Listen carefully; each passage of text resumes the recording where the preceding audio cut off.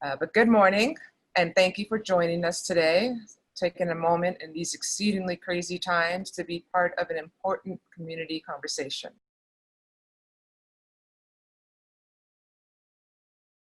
Today, we're talking about the issues we've all seen this summer of increased trash, traffic, graffiti, illegal campfires, and more. How do we gauge the visitorship levels? What were the issues our community faced during this heavy summer tourist season? And what are our lessons for the future? Those are some of the things that we'd like to talk about today on this call. We're changing up the format a little bit from previous talks. To keep the conversation focused, we've split today's call into 3 sections, which we'll outline shortly, each centered on a particular area of discussion. In each section, the Moonshine team will do a short presentation on research and analysis on that topic. And then following that, we'll hear from resident experts. Then we will open the floor for questions. And we will ask that all questions stay focused on the topic at hand. So to reiterate, there will be 3 question and answer periods. This quote from Court, who is on the call today, speaks to what I think a lot of us have experienced this summer. Seems everybody wants to be outside. And those of us that have been here a long time, a lot of us feel that we've never seen anything like this with regard to the increase of traffic and trash. But of note is that today's conversation is to be solutions oriented. How do we move forward together towards a vibrant, sustainable community? A quote from Henry Ford sets our mission. Coming together is a beginning. Staying together is progress. And working together is. The Moonshine team is on the line, and I'd like them to introduce themselves.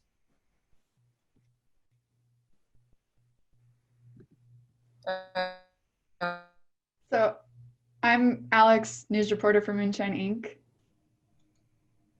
I'm Becca. I'm an editor with Moonshine Ink. And if anyone has any tech support issues, message me directly, privately, and I will deal with them. So the name is Becca Lux. You can find it on the drop-down menu in the chat, and that way just message me directly and I'll deal with those things. Thanks, guys. Okay, and we want Sarah. Where's Sarah? Hi, I'm Sarah Miller, graphic design, Moonshine Ink. Thank you, guys. Before we dive into the research, we're going to nail down some basics. I'm going to cover the nuts and bolts of participating in Tahoe Talks on this call. To keep this discussion on point, we have a few guidelines about participating. Sarah has created a video that points out the features I'm about to outline.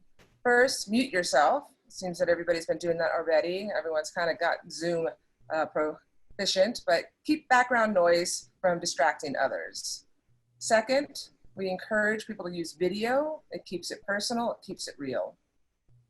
Next, check out your participants menu, which is usually at the bottom of your screen. There you can raise your hand when you'd like to speak, or thumb when moved.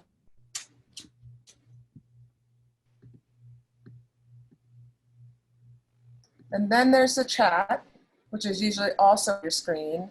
In order to focus on the discussion at hand, that people do not chat for questions, instead raise your hand. Do use it. We will be gathering those all together and sending them out to participants afterwards. You can use the chat for personal conversation with a particular participant. But again, contrary, I think my video is going a little out.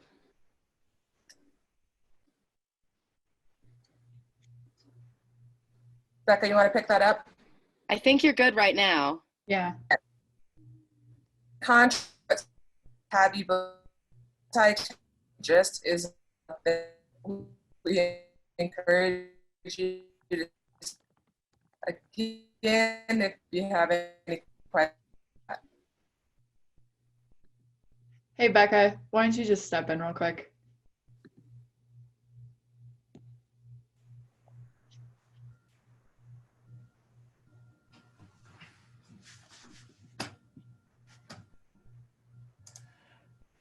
Becca, are you there? Muted.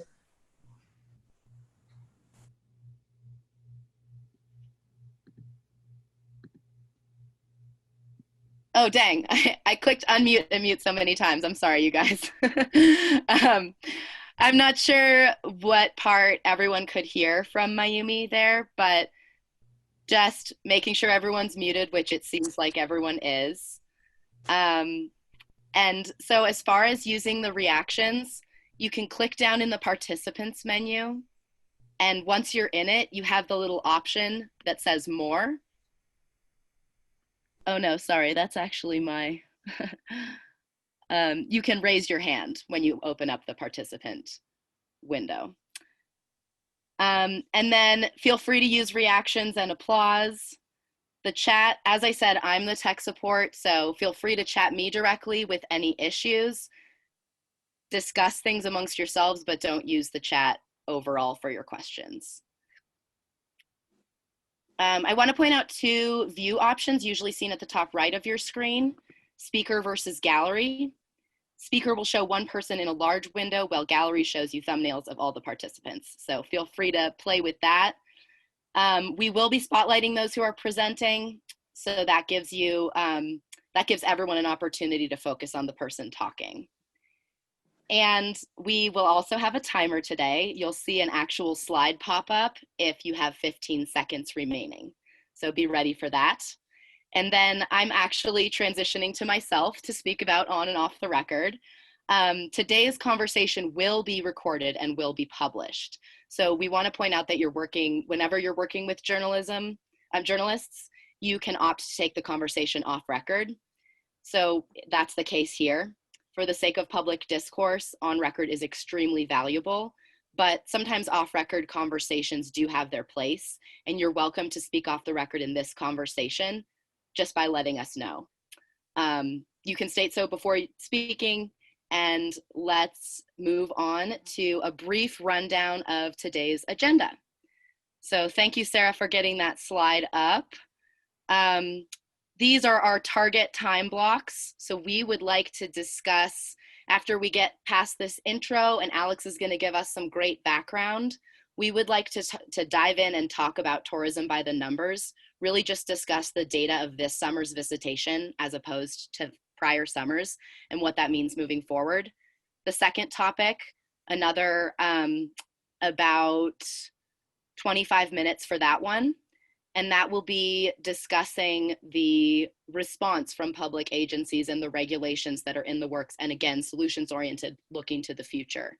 And then the third topic with another 20-minute slot is about the impact on the community and the response from the community, what we're seeing on the ground. And Court, just to make it clear, that's when your 1-minute slot is.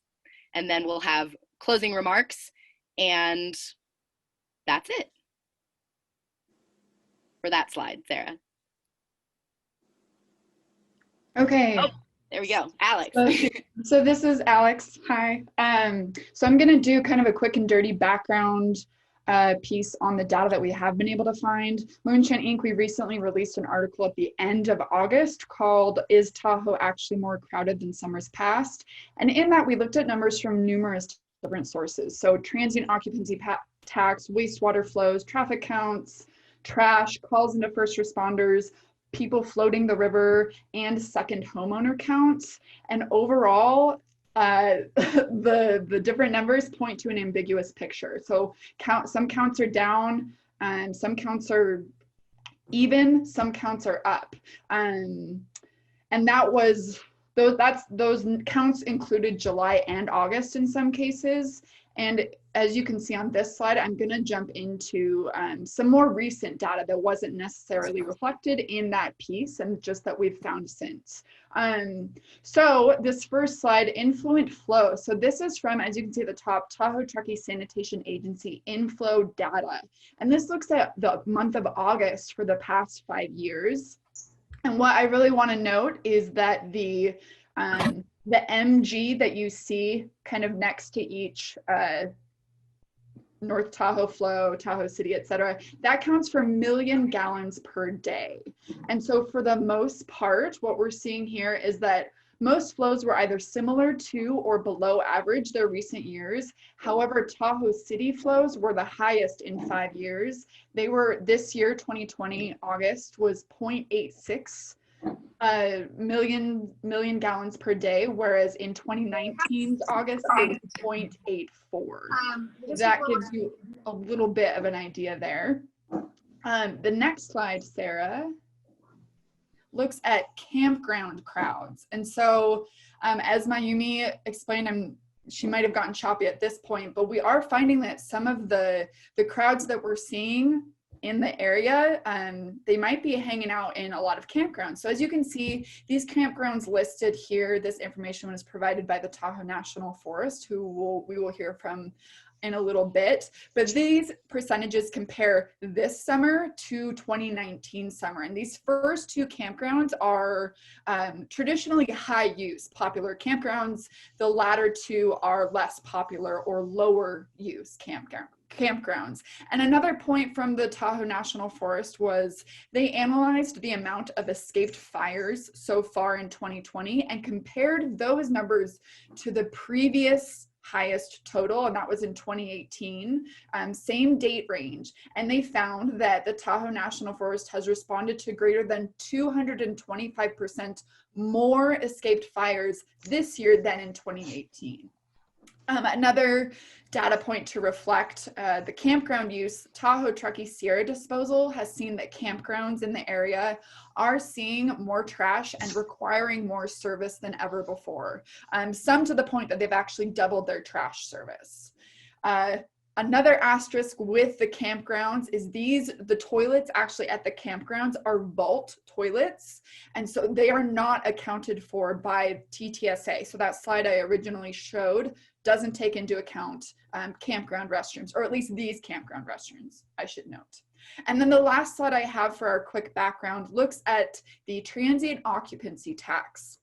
So big caveats here, of course, is that the most recent numbers we have is for Q4, which covers April 1st through June 30th. So huge grain of salt there is that COVID-19 and the closures affected the number of people visiting the area in the springtime.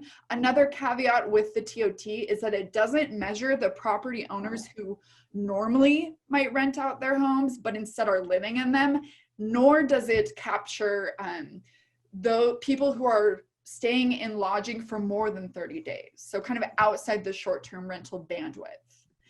Numbers for the current season or current quarter that we're in, July 1st through September 30th, those won't be available until the end of the year, November or December.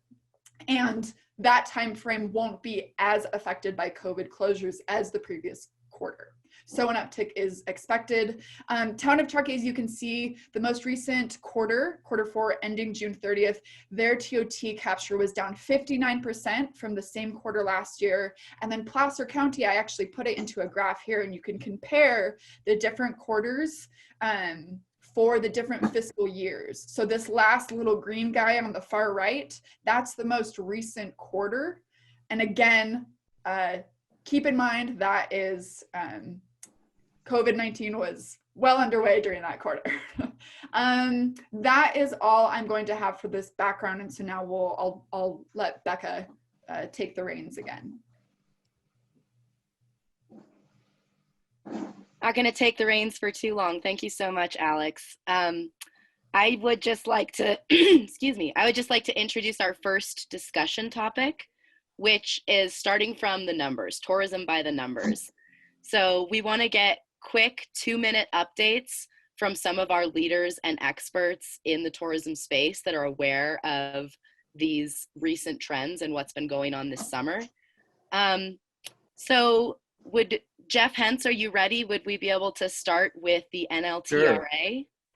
Sure. And I know our counterpart, Andy Chapman, is trying to get in, so I sent him the link again. So hopefully he can join us before we finish this topic. And first of all, I want to thank each and every one of you and the great job Moonshine Ink does in our community, and for inviting us to participate and for putting this together. Can't say enough great things about everything you guys do. Our organizations, and I say organizations, and I talk about all the other DMMOs, which are destination marketing and management organizations, of which we are. We moved really quickly on the onset of the pandemic in mid-March. We put immediate halt to any of our visitor-facing advertising and promotion. Our visitor messaging was refocused on communication to stay home, stay safe, love us from afar was a common theme of what we communicated throughout our own assets, which are social media and our websites. We transitioned then into messaging of safe and responsible travel when the destination was allowed to reopen, when our lodging and our business community was allowed to reopen. We did not start marketing. In fact, we continue to be on pause with our advertising and marketing as we speak today. We also moved into a number of key areas, initiatives that we put in place that were a combination of local facing initiatives, visitor facing initiatives, and very importantly, our business community facing initiatives. As we began to reopen, we put together again a series of campaigns about safe messaging of safe and responsible travel, producing a visitor readiness guide we called Know Before You Go. Putting together a campaign of mask up and reminding people how important it is to mask up, and tying that in with local influencers to encourage both our local and our business and our visitors to mask up and practice safe and responsible travel throughout their visit to Lake Tahoe. We also were in development and put together an NLT, North Lake Tahoe Ambassador Program, in partnership with Placer County, the North Tahoe Business Association, and the Tahoe City Downtown Association. We worked together to include key community initiatives in building out this ambassador program, which is underway. And some of the initiatives that are going to come out of this new ambassador program include PPE distribution, trash bag distribution, as well as trash pickup efforts, of which we've already conducted a few of those with not only our team, but in other initiatives that we've been part of. And that's going to continue and grow as our ambassador program develops. In addition, again, with safe and responsible travel in our mind, as well as doing what we can for our business community to help them mitigate some of those issues, we purchased and we distributed PPE for our business community and our workforce, as well as for our visitors coming in, to make sure that they had those masks. This included, we did PPE giveaway days in conjunction with Placer County officials, and included masks. Sorry, Jeff, to interrupt. I just want to let you know also, Andy did hop on the call. Awesome. So if you want to wrap up, and then we'll give him a quick chance to speak as well. Oh, that's great. Thank you. In fact, it just was wrapping up. And so all of these things combined put together how we reacted and proactively put together initiatives to make sure that we were in the best position we possibly could. And I'll be happy to turn that over to Andy. Thank you so much. Thank you, Andy, for joining us. See if I can get the video started here. Doesn't seem to want to do that. Well, for some reason I can't start my video, but are you able to hear me? Oh, there you go. Maybe you had to give me the okay to do that. We can hear you. Were you able to, did you find the button to start the video? Yeah, it keeps coming up. No, it's failing right now, but I won't keep us on that, but I'll just talk. I'm the blank screen there, but thank you. And I apologize for jumping in late. And I know Jeff went through a lot of what we have collectively worked together. I'll just add a couple of points to that from the Incline Crystal Bay side.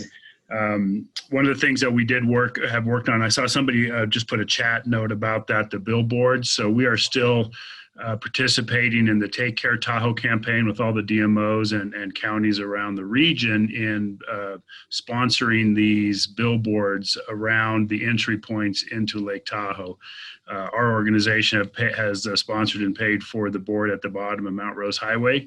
And again, working with the Tahoe Fund and those folks on that messaging, particularly the mask and social distancing messaging that has been important for us right now. We've also, and Jeff may have touched on this as well, and I apologize if he did, we have been working with the TRPA staff and the 3 DMOs around the lake, including the South Shore, and working with them on potentially how do we work on consumer behavior messaging. Obviously, we know the issues that we have seen all summer long with trash and overcrowding and parking. How do we work on changing that behavior, that consumer behavior, in order to get a little bit more relevant activity from them. So those are a couple of points that we continue to work on. As Jeff has, I'm sure, mentioned, we have delayed all of our marketing and are very conscious about how we're moving forward with that, as well with the new issue that we're all facing as of last week with the public lands closure. So I know Jeff hit on a lot of this, and again, I apologize for being late, but I appreciate being a part of the conversation. Absolutely. Thank you so much, Andy. And then we'll see if Colleen wants to provide a quick update, and then we're going to be hearing from Joe Flannery with the Tahoe National Forest to really kind of dive into that section of people that are in the forest that we're discovering are potentially really increasing. Yeah, hey, good morning, everybody. Thank you, Moonshine. You guys do a fantastic job. I think Andy and Jeff said it very well. There are a lot of people here, from first-time visitors to year-round residents, upwards of 800 more in Tahoe Donner alone, and that excludes the high volume in real estate. And this population surge really has required Visit Truckee's constant education, photos, videos, blogs, posts about respect, Truckee, respect responsibly, or recreate responsibly. And similar with NLTRA, we maintain our Know Before You Go webpage and have avoided any paid advertising for literally half a year now. Our close partnerships with Town of Truckee, Truckee Police, Nevada County, and our regional partners are more critical than ever. Yet still our Truckee businesses are struggling. Normally they would be earning $149 million a year from tourism, supporting 1,200 jobs, but they are truly hurting right now. If you walk Main Street, it's brutal. But Visit Truckee, more importantly, began a major shift 2 years ago. Our purpose, mission, and organizational structure is fundamentally changing. The Visit Truckee Board of Directors is now guided by a new 5-year TBID district plan that starts in just 2 weeks, October 1. And with community dialogue, Visit Truckee's highest priority is a destination management or stewardship plan. And we need the help of our locals. We need everyone's eyes, ears, input, dialogue, and participation to help our town and the Tahoe region as a whole. And I wanted to thank all the locals who participated in this video, and our friends on the lake have done many similar incredible videos, and this is just one example. Thank you so much, Colleen. I appreciate that.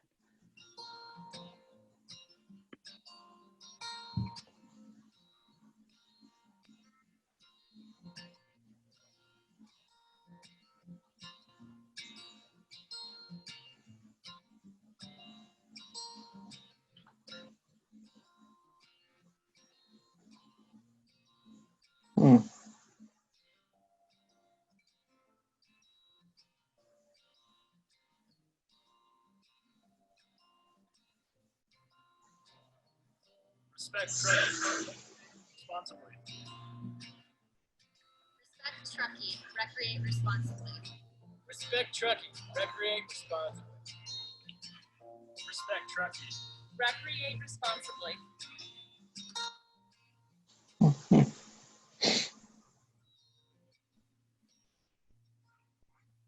Thank you.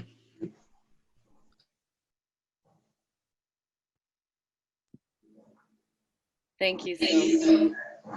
Sorry, I didn't mean to stop earlier. I forgot about that video. That was awesome. Joe, are you ready?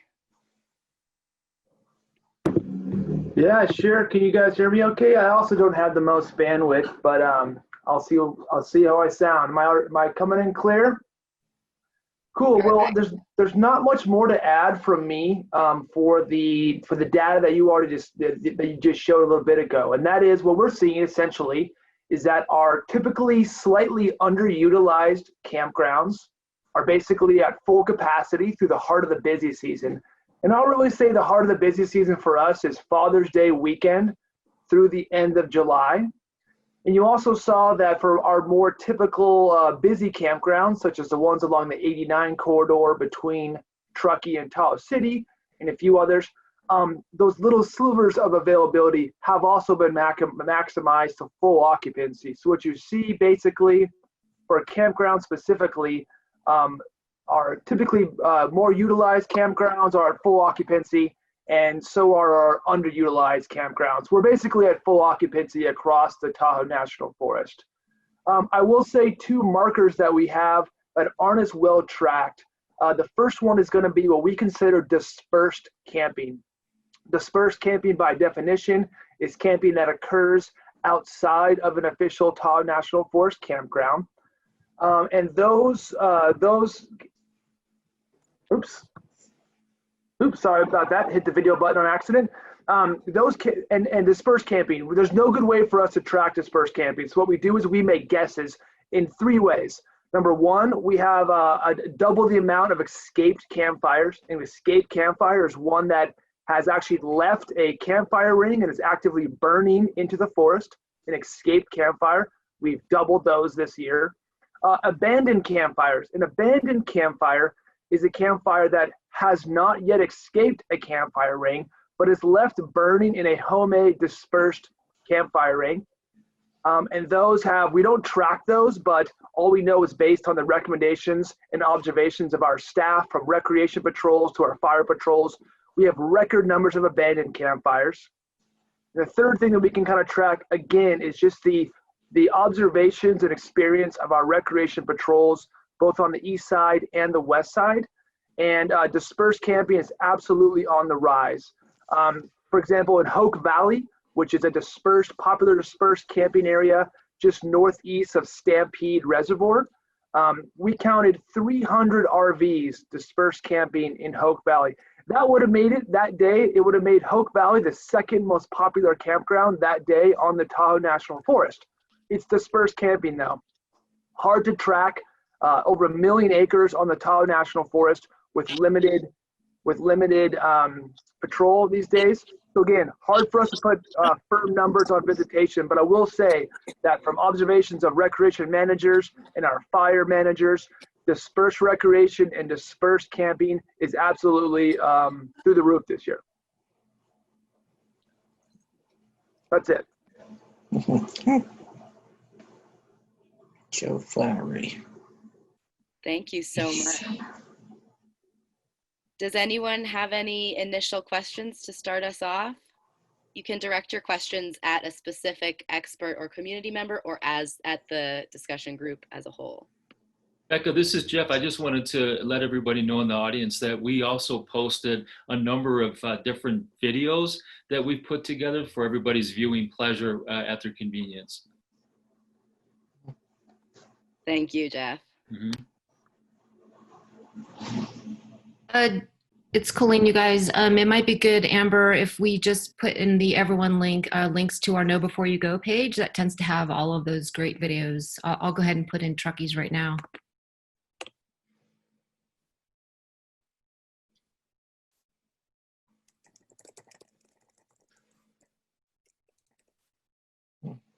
Excellent. Okay.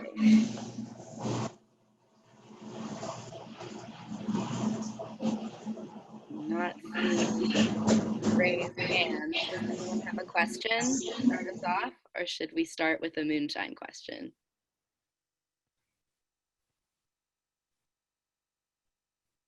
Nobody has questions.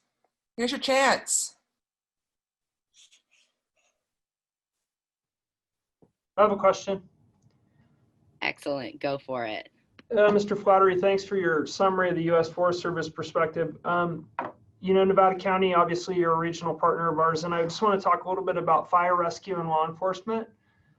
We share that mission between the county and the Forest Service, and I frequent that area that you described often, and I was, to my dismay, there's just the amount of people that are occupying that area is pretty incredible. So we understand that the Forest Service has a law enforcement presence out there. Can you talk a little bit about how you've had to respond and what sort of resources you've had to put out in those areas? Yeah, totally. I'll go brief because I think we're going to do a round robin about solutions next, if I'm not mistaken. But real quick, yeah. So we have increased patrols, both our recreation patrols and our fire patrols. We actually just filled a new law enforcement position, actually within the Sierraville Ranger District. Tahoe National Forest, big organizational unit, broken up into several districts. One of them being the Truckee Ranger District on the east side of the Tahoe, the other being the Sierraville Ranger District. The dividing line there is kind of around Stampede Reservoir. And we just got a second law enforcement officer that has been full-time assigned to the Sierraville Ranger District. I can get more into the budget and what we actually did to increase our patrols and increase our education kind of in the next section. But yeah, it's a challenge. Dispersed recreation management is absolutely a challenge over big landscapes and extremely popular new trends. I would definitely encourage this group to look at some non-traditional markers of dispersed recreation. From what I'm hearing from the recreation industry, stuff like RV sales, mountain bike sales, tents, merchandise. A lot of these purchases are essentially generating long-term visitors. So these visitors are making long-term investments and returning to our area to visit next summer and the summer after that. Thank you so much, Joe. And also that is kind of really what Moonshine wants to get into, is other alternative ways to track this data. So and solutions oriented is throughout. So feel free to talk about solutions in this section as well. I see Cindy, you have your hand raised. Thank you. I wanted to ask Joe or any of the others on the call whether they think closures to certain types of facilities added to the capacity issues at other types of facilities. I've heard that from, especially as it relates to Sand Harbor and some other areas of state parks, but I didn't know if the Forest Service felt that that had led to some of the increased demand.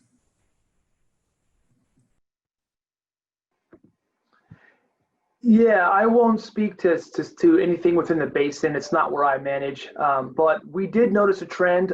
Again, it's hard to determine the amount of dispersed recreation we have. It's again a very untrackable user group. But we did notice, yeah, as we were slower to open campgrounds, as we worked with our local county health officials in May and June and going into July, our campgrounds this year didn't open in a timely manner. It was actually very analogous to a big snow year. A lot of our campgrounds were opening still in July, after July 4th weekend. That was one of the reasons that we saw an increase in dispersed camping. I think folks had already invested time and money in in camping equipment in general. They'd already booked time on the schedule. My guess is this year, instead of going back east to visit grandma and grandpa, going to Disney World, you chose to go camping for the first time. The amount of questions I had from first-time camp users was 400% of normal. And so I do see that our early closures of our developed sites did result in more use of dispersed recreation.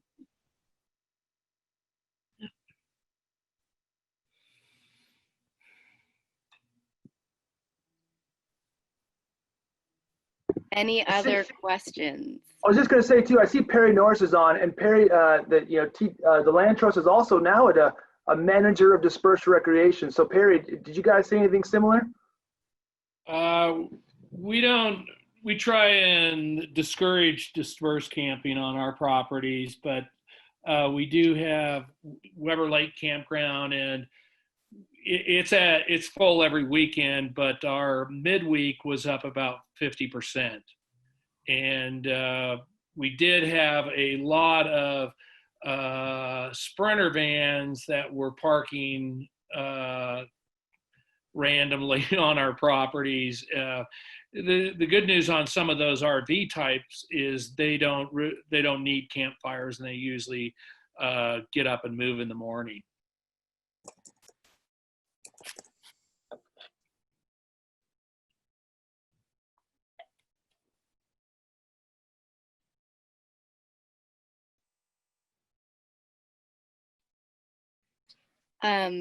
Thank you so much. How are you seeing increase?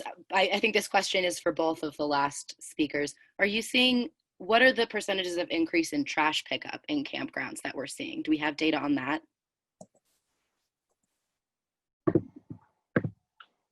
I don't have data on that now at my fingertips. And to be frank, we had planned for kind of a roundup later this summer. One solution is we are going to be definitely looking at, what mistakes or lessons learned from this season.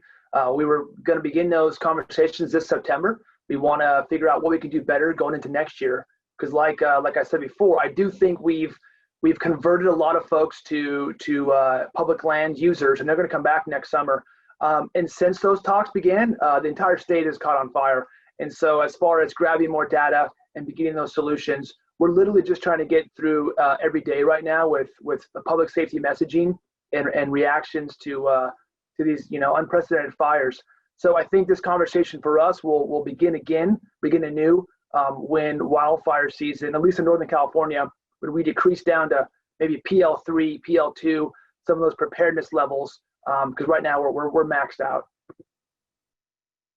And a little to the converse, we ask that guests pack out what they bring in, and that seems to be working pretty well. And I wouldn't note that we see any increase in litter on our properties, though.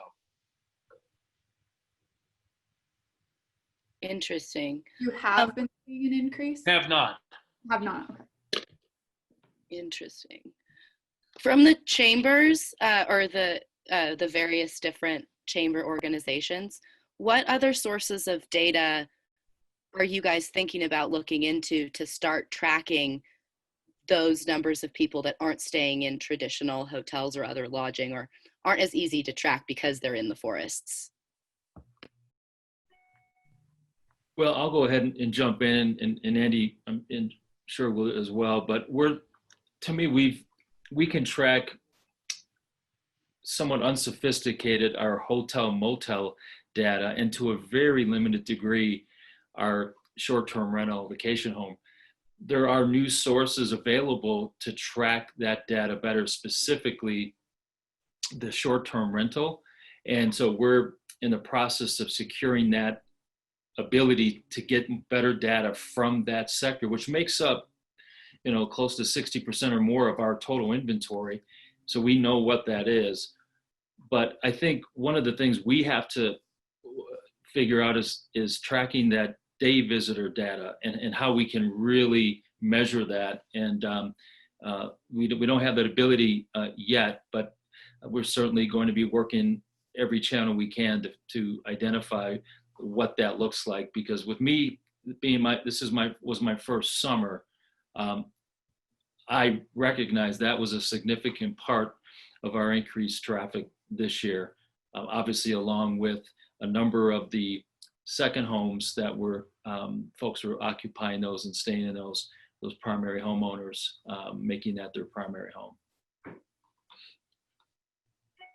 Becca, this is Colleen. To Jeff's point, it really is that day visitor is, something that's not quite measured. And the best way to do that are called intercept studies or visitor intercept studies. And before COVID, Visit Truckee actually did do an extensive four-season study. We're not in the midst of that right now. It might be something to consider regionally next year. But what we did learn in 2019 was that on average, overnight visitors spend about 204 per day in our economy, whereas the day visitor spends at best 96 per person per day in the economy. So, and that's just surveyors out in the marketplace with their iPad, literally asking questions. Where are you from? How long are you staying? How many people in your party? So that is perhaps something we should need to consider once again as we try to understand the change in our demographics and our psychographics of this population surge. Becca, I'll just add a couple of points on that as well. TRPA uses an application called Streetlight, which it's a cell phone identifier. So we're talking with them, as well as we've talked with Arrivalist, which is another provider of that type of service that allows you to look at cell phone data that's coming in the market from outside of a designated miles away, 50 miles, 100 miles, 150 miles, whatever you want to do. So we're talking again with the regional folks about how we can do that collectively together. So we're not all just spending those independently. So that's something that I think we'll be moving forward with. It's not cheap. And so that's the hard part of it, is we have to find the funds to do it, but it's important. And the other thing that's interesting, and a few of us on the phone have talked about this, we've been getting into sewer and water flows, looking at the sewer and water flows during a particular period of time compared to prior year. As an example, up here, working with IVGID, our partners here, and looking at those flows, they have been down compared to prior year and down on a 5-year average. So again, it points to the day visitors are really where we're seeing a lot of the impacts coming from, because we're seeing, and that would include the return of second homeowners, maybe for a longer extended period of time. But again, we're not seeing the flows match where we were last year, or a 5-year average, which is interesting to look at. Absolutely. And a quick reminder to everyone to raise your hand on the participants tab if you have a question. Sarah Lois, I think you've asked a couple questions in the chat. I was wondering if you wanted to voice them out loud.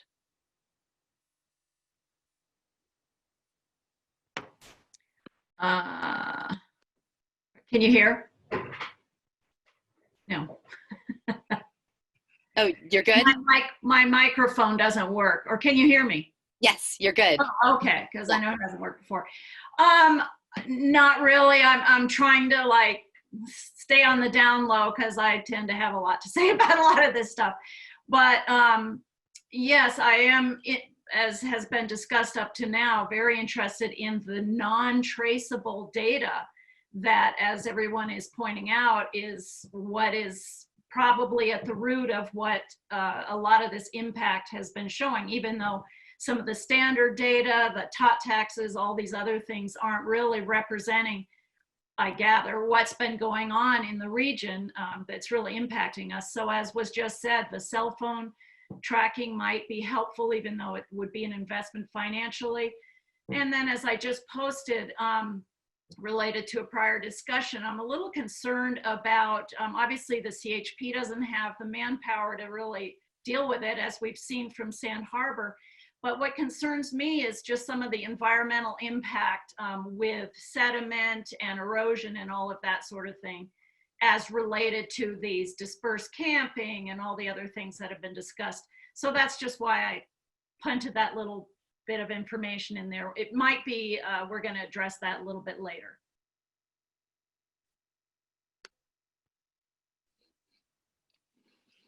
Does anyone want to address, especially considering dispersed camping, erosion and other environmental concerns, maybe what we know about the increase of this summer and what possible solutions are?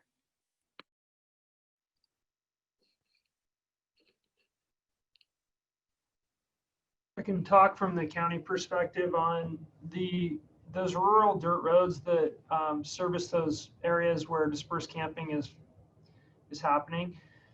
It's a patchwork of Forest Service and BLM, private, public, PG&E, Land Trust, the county, and others. So a lot of the BMPs that are associated with those roads were perfectly fine for several years, and then now when you see that increased vehicle traffic, they have to have water bars reinstalled.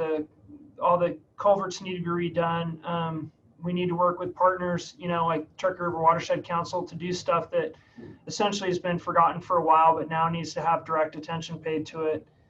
So I think it's going to take a collective of individuals to work on those roads, because they're truly a patchwork of a bunch of different pieces. One of the questions that I have on another metric to measure impact is really the OHV sticker fees that are collected in use for OHV. So like the 4-wheel drive razors and all those little OHV dune buggies and motorcycles that are driving around on those roads, to me, pose a significant impact. And so the users of those should at least bear part of that cost and understanding in their true overall impact, and how to work, how the county and all the other landowners working collectively to understand the impact and really work with those users to do some education about where they should be and they shouldn't be, and how to work with them.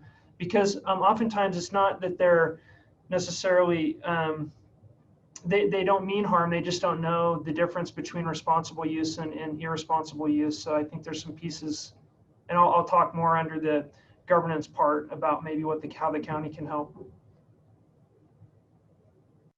Absolutely.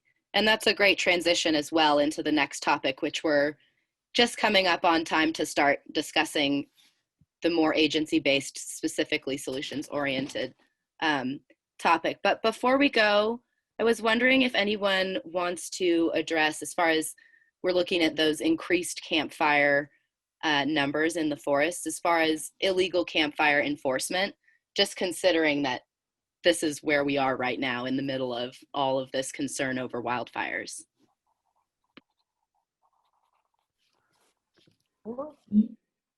I'll jump in real quick on that. Oh, Miami, go ahead.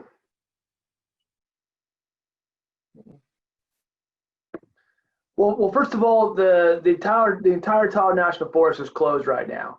The Tahoe National Forest and all national forests have been closed in California for this past week almost, which is an unprecedented closure. I've been on the Tahoe National Forest for 10 years. I worked on the east side, wilderness, trails, winter sports for a long time. Now I'm in communications as a public affairs officer. I've never seen the Tahoe National Forest close once, let alone all national forests close altogether in California. So unprecedented closures for unprecedented fire risk and fire activity right now. That statewide closure is probably going to end either tonight at midnight or maybe tomorrow at midnight. The Tahoe National Forest, we're going to continue some form of closures. We may continue to close the forest to disperse camping for the remainder of the fire season, meaning until we leave fire restrictions. On top of that, like I mentioned before, we've already secured a bunch of overtime for increased patrols. We've been increasing patrols, and I think that we're actually lucky with the amount of fire activity we've had on the east side of the Tahoe National Forest, and that's due to our quick action this summer. I've seen it several times myself, so I think it's working so far the best it can. Thank you so much. And we have a via text raised hand from Court Levy. Yeah, thanks. I agree that the number of fires I've seen, illegal fires, has been pretty alarming. But I just want to note that I hope that the new norm isn't just closing the forest, that there's a kind of, I hope, bigger picture thinking than the go-to is just to shut the forest when the fire danger is high. I realize right now it's an unprecedented situation, but I don't see that going away next summer or the years to follow. So I'm just curious what the plan is, if it's being discussed, what's going to happen in the years to follow, because shutting down the forest just isn't really, it's not really, obviously for anybody, the best option. So I'm curious what the thoughts are on that.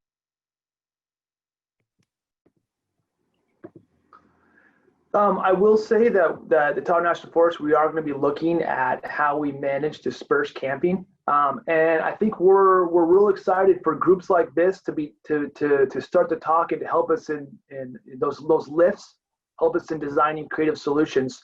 I will say this: in my 10 years working for the National Forest Service and on the Tahoe National Forest specifically, it's pretty neat to see the evolution of collaboration. And I think a great example would be what the Truckee River Watershed Council has done, and what other groups like the Truckee River Watershed Council have helped us with fire resilience and restoration. You see 10 years ago, you see groups who really want to meet with the agency just to give us ideas. Hey, you guys should do this, you should do this, you should do that. And a lot of times those solutions we know as well, but it's a capacity issue. And you see groups that have gone from the full suite of making recommendations to actively applying for grants independently and implementing solutions on the ground. And we love that. And we're one of the leaders in the nation here on the Tahoe National Forest in leveraging those partnerships to accomplish good things on the ground. And so, yeah, we got to look at our dispersed camping. And I really encourage anybody on this group to be involved, to help collaborate. And not just in that, let's tell the agency what to do, but how can we actually implement solutions on the ground, that full arc from planning to a decision to implementation. And we're open for ideas. I'll put my email in the chat, and feel free to reach out to me anytime. Joe, I also wanted to just quickly give you the opportunity to talk a little bit about the Trail Host program as well. and how you think that might impact these issues? Yeah, we have one quick little pilot program, the Sawtooth area, the 06 road, sometimes also called the Fiberboard Freeway. You know, the Fiberboard Freeway is kind of up around the basin a little bit. We have a volunteer trailhead host. It's actually a couple, and they're camping out there for a couple months this summer. We realized that these staging areas, these portals to our national forest for dispersed recreation, like the 06 trailhead is, yes, several mountain bike trails, you have a motorized trail right there, dog walkers, everything else. These portals get as much visitation as our campgrounds do, if not more. And we have a long history of volunteer hosts in our campground. They're keeping their eyes and ears out for public safety issues, fires. They're disseminating education on rules and regulations, recreational opportunities.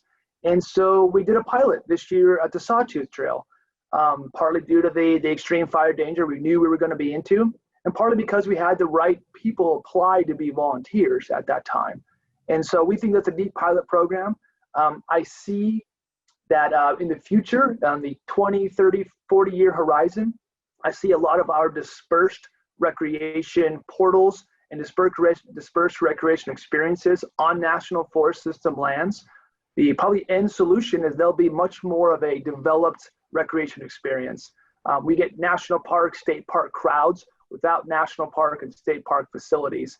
And I do think that recreation, at least on our popular forests like the Tahoe, will change in the future.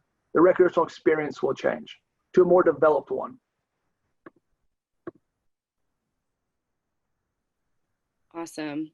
So we're going to transition into the next section, but remember, we're talking solutions based here. We're continuing the same discussion topic. So keep your questions, hold on to your questions, but just remember here, we're thinking more about what are our public agencies and our leadership doing to address the issues that we're seeing with overtourism in our region. So I'd like to introduce another round of quick 2-minute expert overviews. So first of all, let's hear from the counties. Who wants to go first? I want to go with whoever's ready. I can jump in if he's, then I'll go back. Yeah. Awesome. Thank you, Hi, Cindy. everyone. Cindy Gustafson. I'm Placer County Supervisor. And, you know, this has been a really great forum, Mayumi, and your previous ones as well. And I just want to thank the Moonshine Ink team and all the partners on the phone today, because many of us have been calling and talking to each other and meeting collaboratively several times a week throughout this pandemic. So it is an unprecedented time of collaboration and coordination and frustration, I think, for all of us, because none of us have been through this before. And in public policy, often things take longer than people would like to see happen, because we do need to think through the repercussions of actions we take. So real quickly, I've reported previously on some of these that we adopted a short-term rental ordinance last fall, and it took effect January 1st. And that was to really address the nuisance issues that we were hearing from a lot of neighbors to short-term rentals and what some of the issues that we were addressing there. Obviously, COVID happened, and we did an urgency ordinance and kind of shifted our focus for the first 3 months of this pandemic into precluding people from using those, and spent a huge amount of time and enforcement time going and visiting short-term rentals to find out that almost everybody had an excuse that we couldn't enforce upon. There were very few very few that admitted they were actually renting and weren't supposed to be renting. Most ended up being a relative or a friend of the owner, and were doing it underground potentially, or really were a relative or a friend of the owner using the house. So, so as we have shifted into opening up lodging, really our focus this last several months has been on the nuisance issues. We've sent many, many emails and letters to the short-term rental owners. We also worked on the Truckee River, as many of you know, did the alcohol ban there, did an urgency ordinance there, increased our sheriff's patrol, gave overtime for 2 sheriffs to be on the river to help with that, and a lot of signage. Trash, we increased pickup in trash in the communities in the summer, even though that is the business owner's responsibility. At some point it comes back to none of us were as prepared as we could have been for the single use impacts. Because again, we're not sure it was more visitors, but what their habits were very different than what they've been in the past. And with single use containers, restaurant, in-house dining being shut down, that we definitely saw impacts in trash. And I guess for the most part, it wasn't litter, to Perry's point. What we saw a lot of was people leaving garbage near cans and facilities, potentially. I'm giving them the benefit of the doubt, not understanding that city pickup wasn't happening later that day when they left the bag there, and then no one else agreed to pick it up. So what do we need looking forward is new ordinances. What additional ordinances? People brought up parking. Sarah brought it up in the chat. That's going to take signage. To enforce parking, you have to put up signage. Do we want to see? And that's going to take some work on all of our parts, because a lot of no parking signs and enforcement signs are not necessarily what people want to see around our environment. And I would say education and compassion and tolerance. There's just been such a lack of that. We have cultural and demographic issues with our visitors that may not understand being out in nature and the expectations and what it's like to be in a rural area versus an urban area where someone might take care of those issues for you. So trying to be compassionate and working on our public education programs much more diligently across all of our agencies to really get that messaging in so people know. I'll leave it at that because I know my time is up. Thank you so much, Cindy. And then Hardy, if you want to give a quick update, and if you want to make sure to announce to everyone your new role with the county as well, in case people haven't heard the news. Oh yeah, thank you. So my name's Hardy Bullock, and I'm the District 5 elect representative for Nevada County on the Board of Supervisors. I'm new and I haven't been inducted into the county or taken office yet. And so Richard Anderson is the current supervisor, so I'm not going to speak today on behalf of the county. I'm going to be really careful. Richard's done a lot of great work, and he's also involved in many of these conversations. So I just want to make sure I'm not representing myself otherwise. But I've spent a lot of time trying to integrate into the county. And I also work as the director of aviation here at the Truckee Tahoe Airport, so I know many of the people on the call. But from the county perspective, you know, Nevada County differs slightly from Placer County in that we District 5 covers a great number of rural off-grid acres that run between the town of Truckee, town proper, all the way to Nevada City, and then north to the Sierra County border and south down to Placer County and Cindy's area. So we face a patchwork of different ownerships, public and private, county, PG&E land trust, BLM, some tribal land, state parks. So really the county is focused heavily on integrating those partnerships and understanding how to work with each individual agency on many of the items we talked about earlier, water quality, roads, trash. I've heard a lot of discussion about law enforcement and rescue. So you get heavy visitor influx into a place like the South Yuba River corridor down by the Emeralds, where there's just a tremendous amount of impact. The little town of Washington has a volunteer fire department that is, you know, supplying rescue to those areas. So how are we going to meet the demand of these people when they get hurt, when they get injured, if they need medical attention? And then I had a great conversation. I actually talked to Shannon Moon, recently elected sheriff for Nevada County, and I talked to her a lot about Boca, because my District 5 covers right up to the Sierra County line, but it covers all of Boca. And if you've been to Boca on a Saturday or Sunday, you know what I mean. We need a real presence with some law enforcement out there, and it's not necessarily to be that heavy-handed draconian type of presence, but it's more of advisory role, talking about people, you know, where it's appropriate to park, where it's appropriate not to park, enforcing speed limits. There's people on bikes and all different types of recreational users. So we talked about that. I talked about with other county employees about the Pyramid Bikeway, because that's part of District 5 that goes all the way to the Nevada border. It's become a really popular recreational corridor. And then, you know, there's a concept too that there's kind of side country and then back country, both in Nevada County. So, and I know in my personal experience that if I spend 30 minutes walking on a trail, you tend to see very few people out there and not a lot of trash and not a lot of impact. And that's because a lot of that impact is focused on areas that are easy to access. So I think some of the solutions are going to be plain and simple: signage, messaging, parking, code of conduct. There's some regulatory body of work that Cindy talked about that we're all going to have to work on as small government. But I also think part of the solution is really what we're doing here today, which is having a candid conversation about the driving force behind the way we market our region and the way we market and we talk about using and visiting and selling the Tahoe experience. And I think if we're honest with each other and we can have these honest conversations, we can really make meaningful change, because really small government is asked to answer for the demand.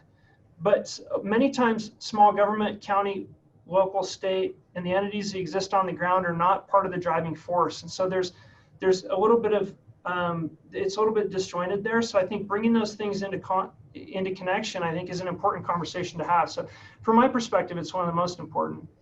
I know I'm running out of time, but I think also having cultural awareness. I see that the visitor is changing, and they don't all look like people from Tahoe. And I think we need to be really aware of that. We need to understand that those people are coming here for the same reason that I came here 30 years ago. They're coming here to enjoy it, and we have to honor and respect those desires and help them achieve it in a way that minimizes that impact and respects our environment. Thank you so much. We hear from the town of Truckee and the town of Truckee Police Department. Find you guys. There we go. Thank you, Ron. Can you hear me? Yes. Okay, wonderful. Sorry. So I'm Bron Roberts. I'm the Public Information Officer for the town of Truckee. And I also work for the police department, but Deborah Acuff is the PIO for the PD, so she's here as well. As far as the town of Truckee, we have tried to really continue our assessment of the litter efforts that we've had to kind of really focus on as it's increased. My role is actually a new role, and I've been trying to increase our engagement with the public over social media, particularly since COVID, so that we can engage with the public and kind of assess what's really going on the ground for the rest of our community. We have tried to promote our reporting complaint system for trash, because that really drives our crew removing it, and also understanding then from what, you know, promoting that there's issues with different land use ownership and people, you know, putting those complaints in and not going to the right place. So we're really looking at, we have YourGov, which is part of our website, but we're looking at a new system called See-Click-Fix, and hoping that will be able to disperse the complaint to the right place, so that we're really being able to work together with those partners. So we've also increased trash services downtown to 4 times per week for public litter containers, and that we've also got new compacted litter trash cans that are coming in hopefully by the end of the year or early next year, that will be able to compact them so that they don't blow away and things like that as well. There's an additional budget item for a summer seasonal person to help with litter mitigation as well. We also have changed the litter for businesses outside that are operating outside, so that they are required to have trash cans available, and also working with those community partners as well. So Park and Rec, all that messaging as well.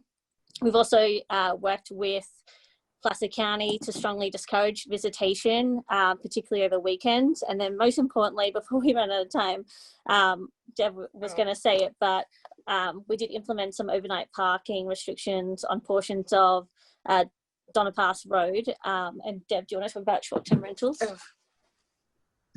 Hi, everyone. I'm Deborah Acuff. I'm the Truckee PD PIO, as Ron said. I'll be quick.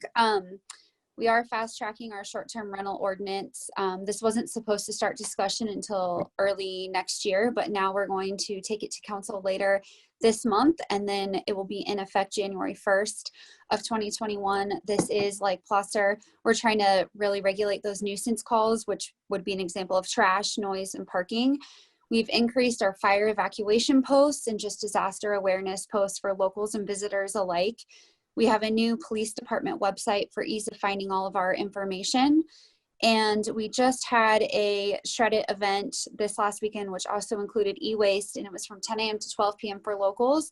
And we were actually at capacity with 11 a.m. So at least we're thinking about providing another Shred It day for locals, knowing that the demand is there. And then, did you touch on traffic officers? No. We do have 2 dedicated traffic officers, and they have coverage traffic wise 7 days a week. And we move our traffic enforcement zones around the town depending on where the most complaints are given. And all of the officers on duty that day is supplement for traffic enforcement zones as well.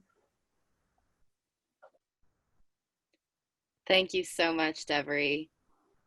So those were the experts that we had lined up for this topic. So the idea now is to continue the discussion with that overview of what our leadership agencies are doing to address these issues.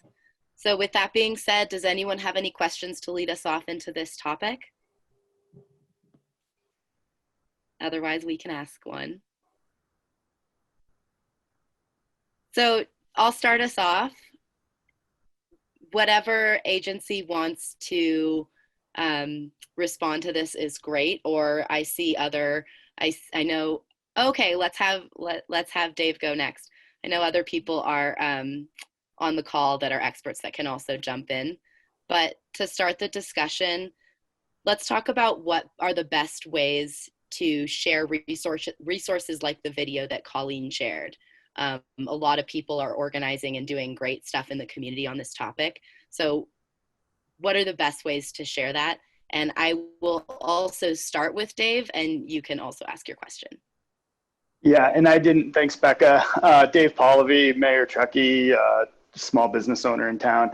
I just wanted to add one more thing to the town of Truckee's response, and that was, you know, in addition to all of this, and I think one of the biggest things that we heard was, you know, how all this communication is happening. And I think the reason why we have Braun and Dev in front of you and able to partake now is communication was a huge key for us. And it was something we realized we were missing, specifically when COVID started. And I think just being able to have conversations like this, thanks to Moonshine once again, you know, is really part of the steps in that direction, and having an entity that we know we can go to. So, you know, so I just wanted to add that, but I think it also helps to answer your question, Becca, about, you know, how do we get more information out there?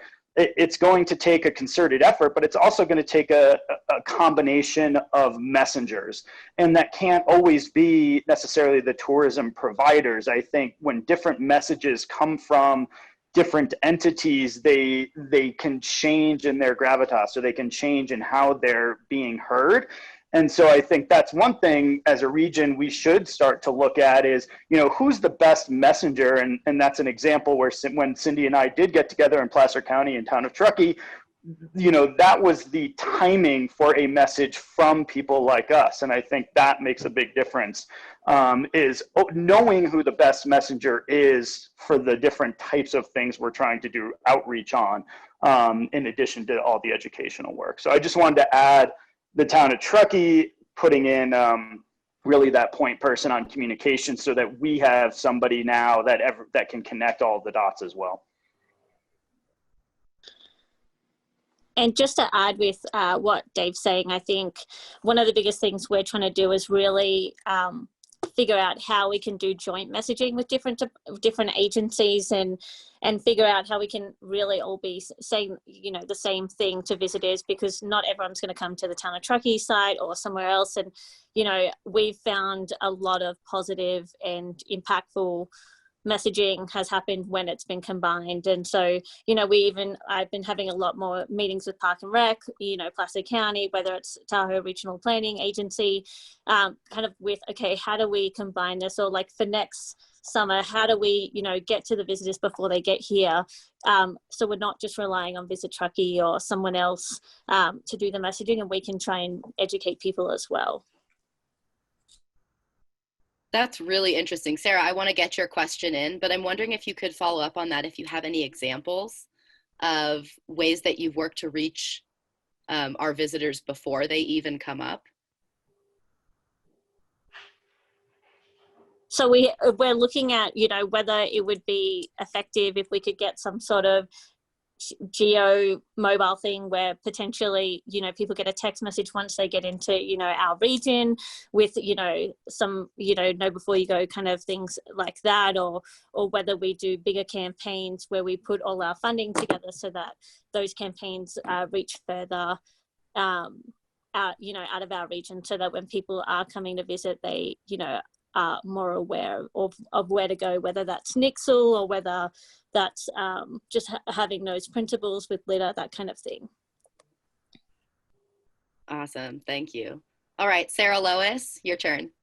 Can you hear me okay? I just unmuted. You can hear me? Can you hear me? Yes. Okay. I just wanted to go back to what we were talking about a minute ago about parking and off-trail use and sediment and environmental factors, which I agree with Cindy. It's not like we want to all of a sudden have no parking signs all over the place or anything like that. But I do, and then I agree, because I hadn't even thought about the ATV part. So that was, I'm glad to have heard from that, and that we need to keep our roads appropriate for the increase we have for that sort of thing. But again, when I put that comment in, I was more thinking of directly along the shores of the lake, where people are just jumping the curbs and parking, you know, right under no parking signs, all of that kind of thing, which granted this year was crazy. And, but as everybody's pointing out, this could be the new normal, is that we're gonna have a lot of day visitors and that sort of thing. So my question would be, just like Braun was bringing up about what Truckee's done, adding more just parking patrols and that sort of thing at peak times, I gather. I don't know what our plans might be, but I'm hoping that we can come up with something, because certainly the impact on the clarity of the lake is going to show as this keeps going in years to come. But again, particularly on these areas, again, I'm kind of leaving Sand Harbor out because that's a whole different scenario, but certainly all along the north and west shore this summer anyway, people have just been clamoring to get as close to the lake as they can, and just parking in dirt, you know, that's right along the shores of the lake, and similarly along the Truckee River, of course. So I'm hoping that we can have some sort of plans, not meaning just pile up the no parking signs, but whether it's putting some logs or boulders or just having patrols during the summer would certainly be, I think, needed to protect the environment.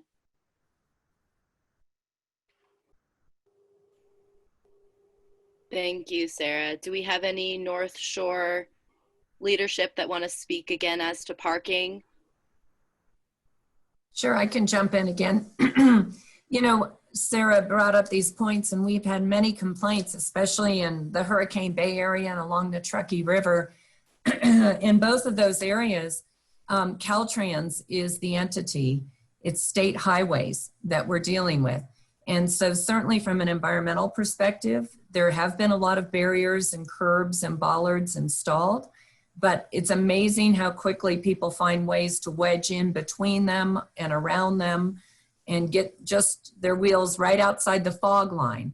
And so we need to coordinate with our state agencies, Caltrans and CHP, on that as well.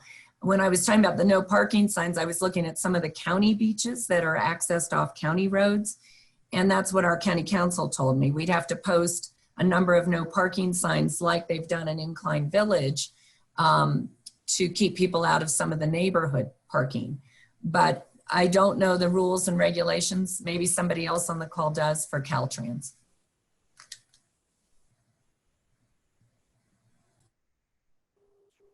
pending anyone jumping in on Caltrans regulations, I'm going to turn it over to Andy. Yeah, thank you. I'll just add, some of the plans that are being discussed through the TRPA, and make sure I'm doing my acronyms right, the Transportation Management Plan that they released, I believe on Friday. They update that plan every 4 years. There's two critical corridors, obviously, which is Highway 28 and Highway 89 corridor. So there's definitely some plans that are in place. Ultimately, they have to still be executed, but it really is, it takes, all forms of multimodal transportation in consideration. And those two are focused on the Highway 28 and then the 89 corridor from like Camp Rich up to Tahoe, because that's a really bad spot right there. Those will take some time and resources to get implemented. I don't think it's quite the immediate turnaround that Sarah is probably hoping for next year. And a lot of it comes down to funding and resources. And many of you may have heard about the One Tahoe plan that the Tahoe Transportation District is moving forward with, and to try to figure out, how do we fund what is about a $1.5 billion unmet transit need over the next 20 some odd years. Cindy's the chair of the TTD. I sit on that as well as a representative of the TMA. So there are some plans those are long-term, and ultimately that's where we need to go. And specifically, like with Highway 28, the plan is to, eliminate all roadside parking, but then they have to implement the parking intercept lots. They have to implement the transportation elements.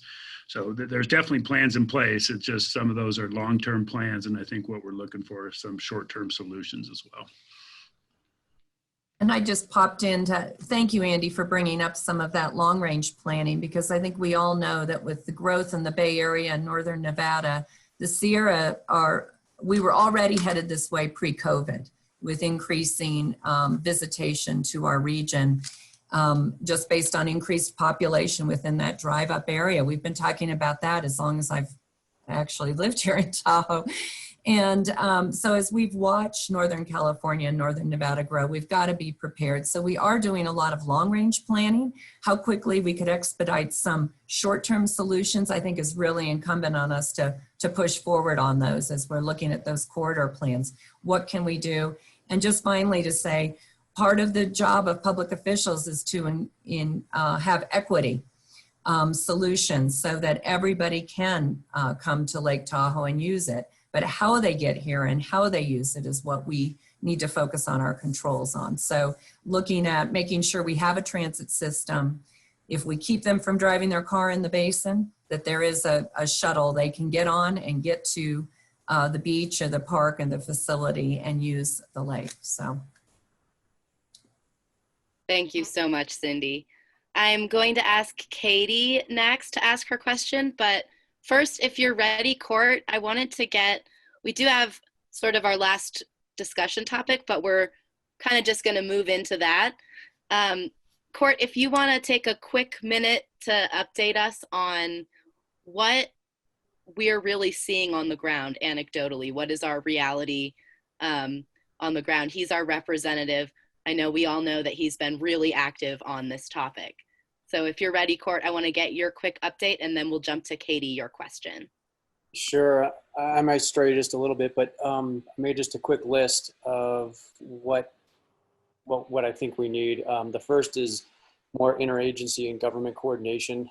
Through my trash travels, I would call up one county and find out that that's over the county line, and I was told many times that's not my job, and I don't know who my counterpart is. And I think I see a shift in that in Truckee, and hopefully that's going to change. I've also heard and read from, for instance, the National Forest Service saying that they don't have the staff to ticket, and they also preferred education over enforcement. And I've heard that brought up a couple times in this meeting, and I couldn't disagree more. Enforcement has to happen. We're at a spot right now where we're beyond the boiling point, beyond the tipping point, and why not start enforcing? Also with parking, somebody who comes up from the Bay Area and they get a $25 parking ticket, that's not a big deal. It's totally worth parking illegally to continue on. trash pickup. I know there's been an explosion this summer for a lot of reasons, but it's also brought up the trash thing to a lot of people. And the increased trash pickup, I think, is something that needs to continue. It's not just on a temporary basis, which I've seen out there as well, that the trash is just, this is a temporary solution. I think we're seeing that the temporary solution needs to be permanent. I know I pick on short-term rentals quite a bit. They are one of the only mechanisms that we have to slow down the rate of travel and tourists here. They are also, I've never heard anybody say they're really stoked to live next to a short-term rental. I've also asked publicly to name 3 things aside from finance that the short-term rentals bring in a positive manner to our community. And aside from money, I haven't heard a single argument for it. There's also not all the data is in yet, I believe, from the short-term rentals from this summer. And then the last thing is the dispersed camping. I just hope that as the leaders look at it, it's not a knee-jerk reaction to just all of a sudden limit access to our lands. That a bigger long-term solution is figured out for all that. That's all I've got. Go for it, Katie. I see you unmuted. You're up. Yeah, Thank you, Court. hey, so I'm going to jump in just to pipe up on Cindy's comment, if anyone from Caltrans is on the call, because I do serve as the liaison for Caltrans District 3. We call it Caltrans Tahoe Basin, but it really is, extending from Tahoe City southward. And most of our work these past few years have been in South Shore. But Steve Nelson is our client. He's based out of Yuba City, Marysville area. And we've been encouraging him to get on a call with land managers that speak twice a week or twice a month. But it's mostly seems to be around the lake, but again, South Shore focused. But another thing I wanted to chime in on is that Caltrans does work with NDOT as far as road construction and erosion control measures that are happening around the lake. And it seems like that agency, those 2 agencies can come together and there could be a solution with signage as well. So just wanted to put that out there to you, Cindy, and it could be an offline conversation. But I do see as a communications professional the importance of all these agencies talking with each other and having agreeing on cohesive messaging.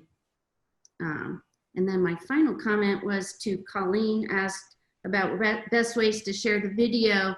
And in our consulting work that we do with several agencies, some that are on the call and some that are absent today, is Twitter is a big channel for tech savvy folks from the Bay Area who come up to Tahoe. So want to encourage everyone to not forget about Twitter as a main way of communicating with your constituents out there. That's it. Thank you. Do we have any other testimonials of on the ground or questions about what we're seeing? Go for it, Court. I could just say, to touch on the ground experience, I think it's what everybody has been seeing. It's just been totally overwhelming.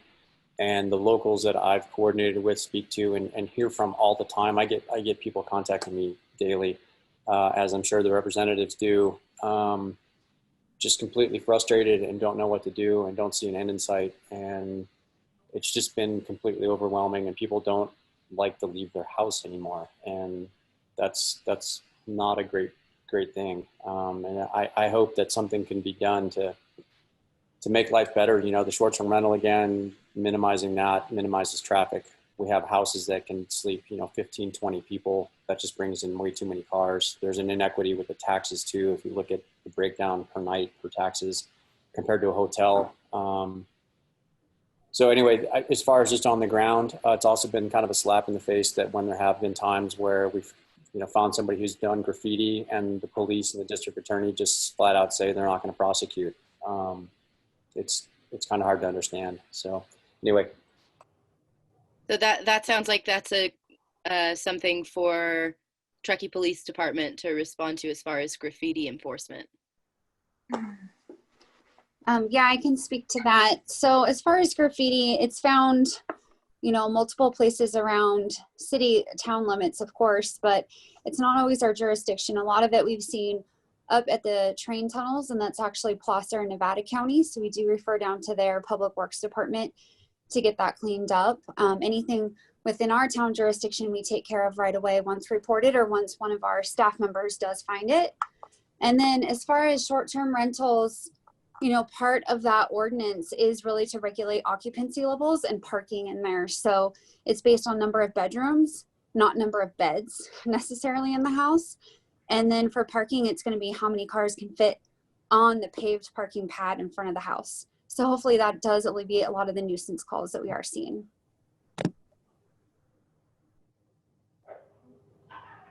Yeah, I'll just make a comment on that, and all of that is definitely on the wish list, and without actual enforcement, it's not going to do much. And again, the tone that I've seen at a lot of levels is they would rather educate people than enforce it. And I think we're at a spot right now where you just need to jump right into enforcement. People know the rules; they don't care. People parking on the street or the trash or whatever. It's time to start, you know, as much as possible. I know it's not always easy to do, but it's time to enforce things, and people respond to money. You know, people don't speed because they don't want to get a speeding ticket. They don't want to go to jail. If you ask them nicely, they're just going to speed. So I feel like that's where we're at right now. We just need to actually enforce things. And that is where we're going with that. As far as short-term rentals, those will be enforced. A lot of that initially will probably be complaint driven. We don't have the staff to proactively be out there when we're going to take these first few months to really see what complaints are coming in, if there's a true season, if it's weekends only, if it's midday, if it's midweek night, how that looks. And then as far as, what's the other part, litter maybe? Oh, and then as far as litter, our police officers have been actually citing for that. We have over 20 cites in the last few weeks on litter. That's great. I know from Placer County side, that is a big part of why we pursued the ordinance court, and our fines are $500 first offense, either on the renter or on the owner, and $1,000 for the second offense. Third offense, we can withdraw their ability to ever rent or for some period of time. Now, of course, that can all be challenged through administrative hearings, but we do have code enforcement hired, and they are going after that. And I can give you the numbers from the beginning of COVID till now. We have had 31% of the calls, or 137 calls, on occupancy levels, and 30% on trash. And we've issued, I think, 6 citations now where we've actually caught them in the act. Many of the calls come in after. And then we've also had the sheriff dealing with noise, which surprisingly is only 7% of the calls that we've responded. Just some updates, but now that hopefully as we get through COVID, this first surge of dealing with not allowing them and now allowing them, that we can focus on these nuisances and cite those people and get the bad actors out of the market. Awesome.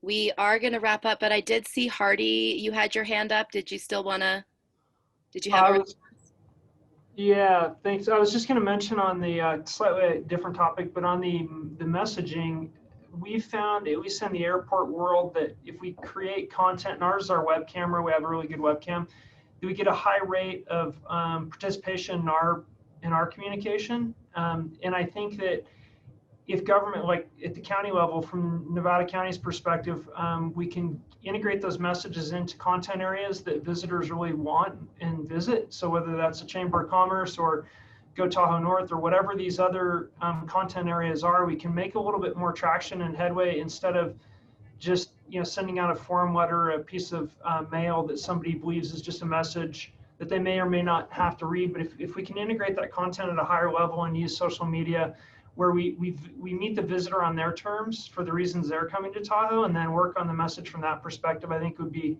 one of the concepts that I'm going to at least work on.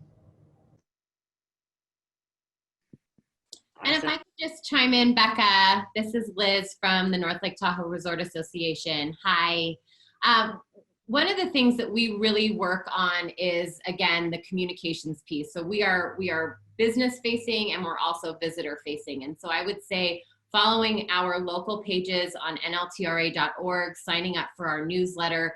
All of our campaigns are filtered through these distribution lists, which we really try to get out to the broader business community to share. And then our consumer pages, Go Tahoe North, all of our North Lake Tahoe social pages, they will all be sharing these resources as well, but particularly for local businesses and local community members, the NLTRA newsletter, and I know Visit Truckee puts out a lot of their stuff through their newsletter as well, but those are really important to get on our list so that you can see what we're doing. I can tell that some of the things that even we shared on the chat today, people hadn't seen.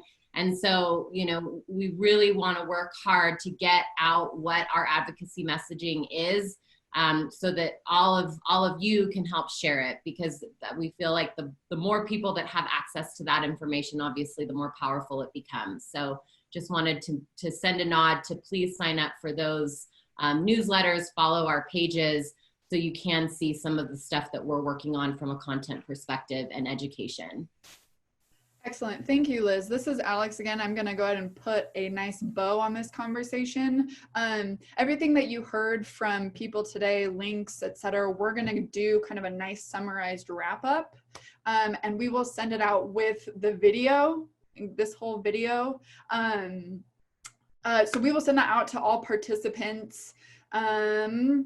If you guys have any questions, you're welcome to email us. The best way to do that would be just Tahoe Talks at moonshineink.com, nice and easy. And then included in our summary wrap up and video, we are going to send out a survey, and you can let us know how we did today, and we can learn for future Tahoe Talks. If you want to see past Tahoe Talks, just visit moonshineinc.com/Tahoe-Talks. That'll have everything. And with that, that's all. So thank you all again, both speakers, participants, everybody who helped out today. We are very appreciative, and please go forth and keep Tahoe smart. Thank you. Okay. Thank you. Bye, Thank you, everyone.